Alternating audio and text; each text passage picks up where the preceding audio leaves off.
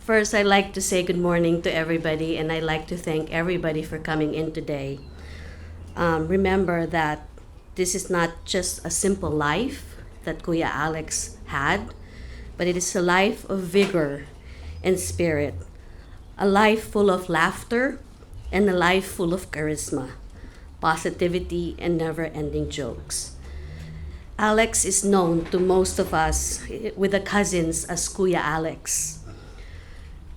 He was a loving son, a responsible father, a brother, a nephew, and most of all, a very devoted Christian.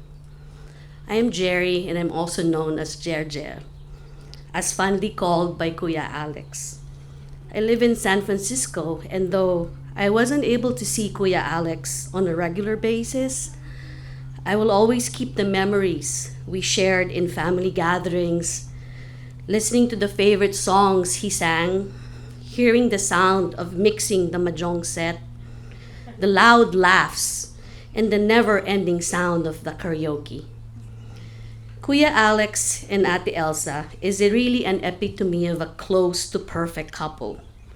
I don't even remember Kuya Alex without Ate Elsa beside him because they were always together and connected by the hip. Hearing their love story was just kilig.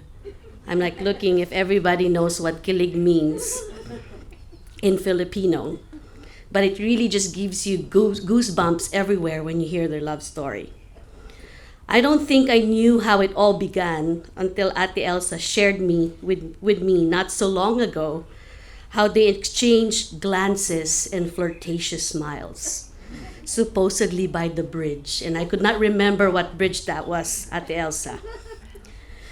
Kuya Alex insisted until his very last days that Ate Elsa smiled at him back and noticed him already, which Ate Elsa never remembers. You should share that story, Ate Elsa, and if anybody has not heard of that, it's really a funny story. The most memorable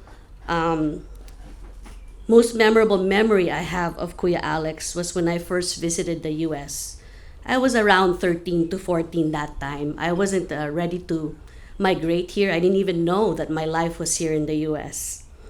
Most that I knew about the US was there is this wonderful place called Disneyland, and that most of the relatives I have grown and celebrated moved here. It was the first few days when we visited Kuya Alex and Ate Elsa in their home. Crisel we called Kring Kring, and Christine we called Tintin. I'm sure you noticed that we Filipinos love to repeat first syllables of our first names. I still remember the very big box of Domino's pizza he ordered when we first visited his house. Too much of my astonishment, I didn't realize how big pizza slices were in the US. Of course, that is compared to the pizza in the Philippines. It was huge, but it was so tasty and delicious. And I could see in Kuya Alex's eyes that he was so happy to see me happy eating my big slice of pizza. We all ate as a family and continued to listen to stories of how everybody was doing and the many plans of visiting Knott's Berry Farm, riding roller coasters in Magic Mountain and Universal Studios. I had fun memories of growing up with Kuya Alex and Ate Elsa and the cousins singing and dancing in the tune of Let's Groove Tonight and Get Down on It. At Scout Ralios, Quezon City, where the family gathered a lot with aunts, cousins, and nieces and nephews. Kuya Alex, being the eldest of the cousins, was full of advice, comments, and reactions. He always spoke his mind, and in the past few years, he always shared how the Lord has enlightened his heart and has devoted a relationship closer to him. When I got a call that Kuya Alex was in the hospital, a part of me got really worried and sad. I felt responsible to give information to the family about COVID since in my line of work, I'm studying this nasty virus which I know has ended a lot of lives. I was lucky to even have a short conversation with him when he was in the hospital. He was full of life and spirit and said, "Kumusta na, Jer?" with the background of the huffing and the puffing of the oxygen. I wanted to talk to him more, but I could sense that he was really having a hard time breathing. So after asking how he was, I left him with the very inspiring words of, "Gagaling ka na kuya and lalabas ka na sa ospital," meaning you're going to get better and you're going to get out of this hospital. Remain positive and to continue to pray. I felt pain after that, knowing and hearing how he was suffering.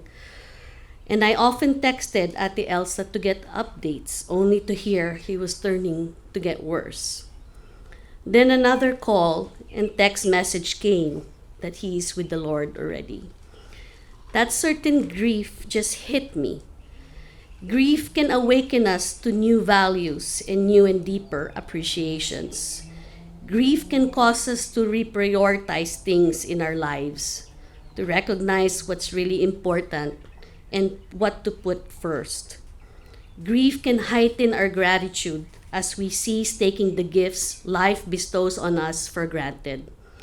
Grief can give us the wisdom of being with death. Grief can make death the companion on our left who guides us and gives us advice.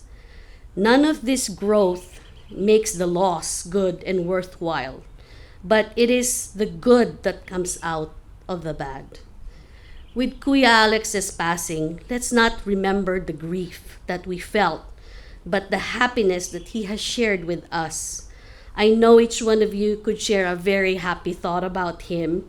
He was a loving son, a father, a cousin, a friend, a brother, and a devoted Christian.